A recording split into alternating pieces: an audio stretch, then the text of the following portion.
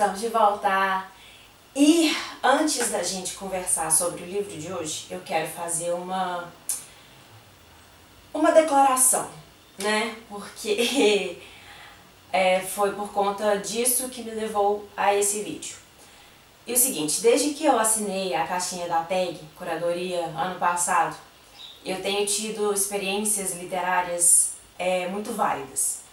Né? A proposta da curadoria é muito interessante, é uma coisa que mexeu muito comigo. Então, quem acompanha aqui o canal já viu que a gente leu livros do Japão, livros não, né? Livro do Japão, a gente passou pela Espanha, pela Itália, né? Essa última caixinha que veio é do Uruguai, e são todos livros que tocam a natureza humana, que abordam uma característica humana. E apesar de relatar, por exemplo, uma coisa muito específica da região, como o Nada, né, que é sobre a Guerra Civil Espanhola, a gente consegue se identificar na história, sabe? A gente consegue se enxergar naqueles personagens. Então, assim, isso me ajudou a me libertar desse vício que é a nossa relação com, por exemplo, a literatura norte-americana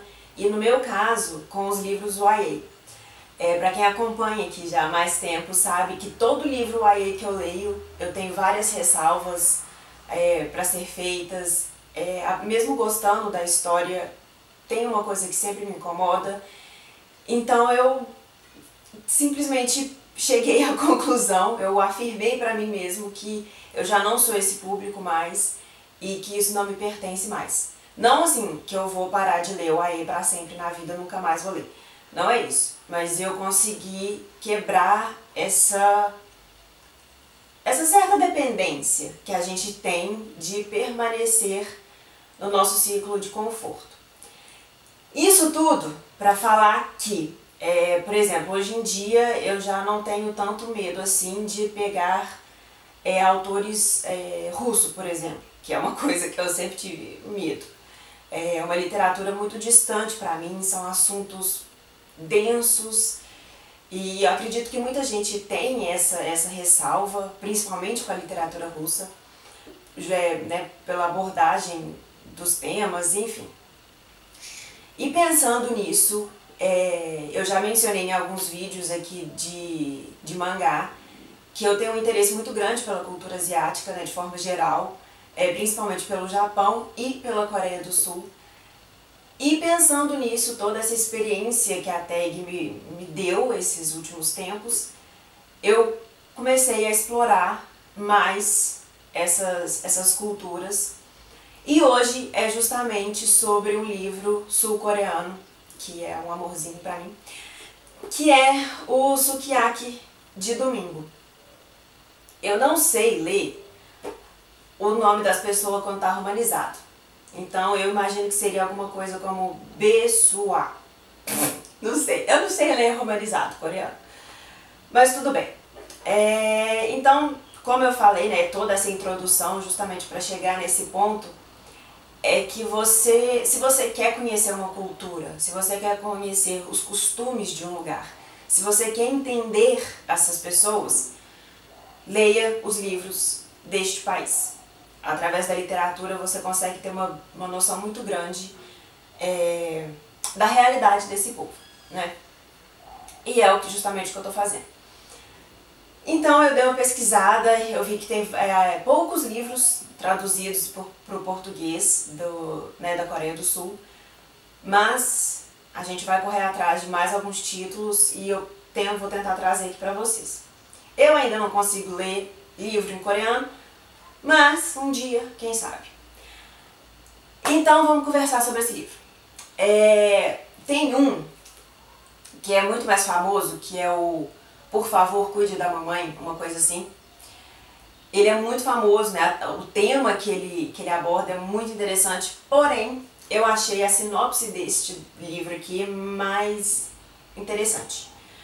Porque a proposta da autora é justamente desmistificar essa ideia que a gente tem de, por exemplo, da capital, né, de Seul. que é uma cidade muito grande, uma cidade próspera, uma cidade rica, e que a gente acha que todo mundo é lindo, maravilhoso.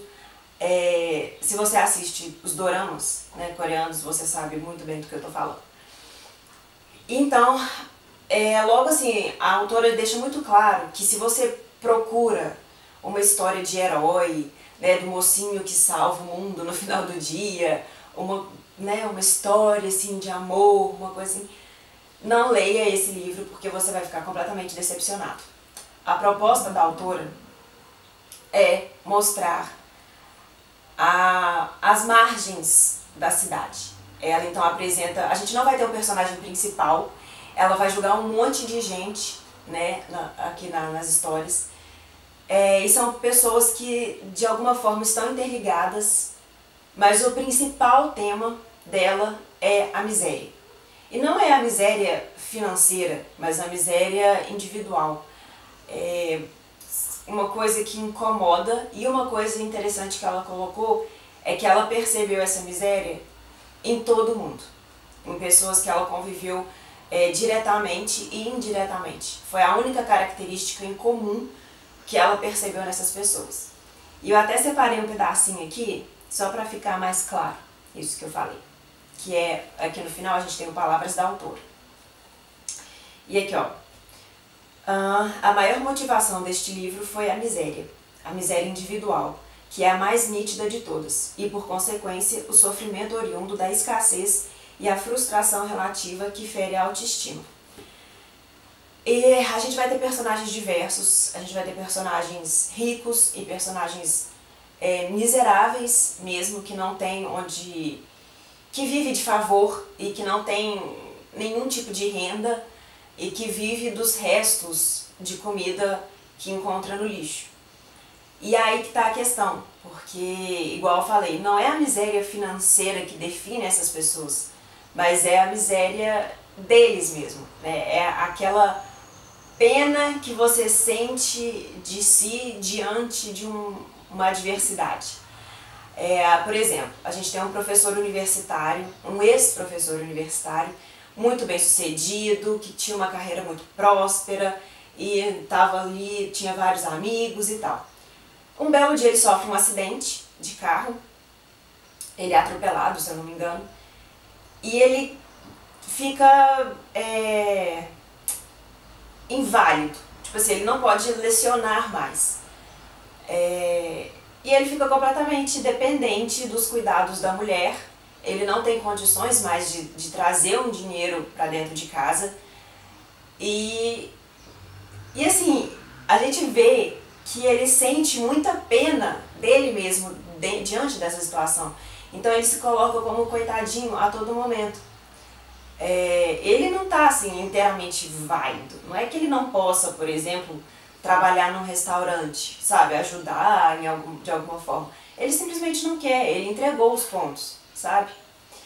E aí o filho desse casal, ele tem vergonha da situação financeira dos pais, tanto que ele nem mora mais junto com a mãe, mas sempre que ele precisa de dinheiro, ele vai pedir pra mãe. E aí a gente tem uma mulher também que é muito, muito rica, mas que isso não a satisfaz, sabe? Ela é aquela hora que a gente percebe que o dinheiro não é tudo, que o dinheiro não compra a felicidade. Então assim, ela se veste de uma forma muito descuidada, ela não tem nenhum cuidado com si, né? A questão de higiene pessoal também fica a desejar. A casa dela é enorme, mas é um chiqueiro, as coisas é tudo suja, e enfim, realmente assim, tem alguns momentos do livro que você vai ficar tipo, nojinho, mas é a realidade, sabe, assim, são famílias e indivíduos marginalizados por algum motivo, eles se encontram à margem da sociedade, e a gente percebe que é a triste realidade do mundo capitalista, né, assim. Eu acho que se tem uma desvantagem no sistema é justamente essa questão de você tem pessoas com muito e pessoas com muito pouco, e mesmo assim a gente não tem essa satisfação pessoal, sabe? Então, assim, é um livro, assim, não sei, eu não sei falar. Mas é um livro que é quase que um tapa na cara, sabe? Ele realmente tá aqui para desmistificar essa ideia que a gente tem de que a vida numa capital, lá no exterior, é maravilhosa, né? A gente tende a procurar os problemas só dentro do nosso país, dentro da nossa cidade. E a mulher que veio para falar que não é, que a vida tá ruim para todo mundo no mundo inteiro. Eu gostei muito do livro, eu com certeza vou procurar outros livros de outros autores sul-coreanos. E se você, por um acaso, tiver alguma dica, deixa aqui pra mim, por favor, eu peço. Mas é isso. Eu espero que vocês tenham gostado e até a próxima.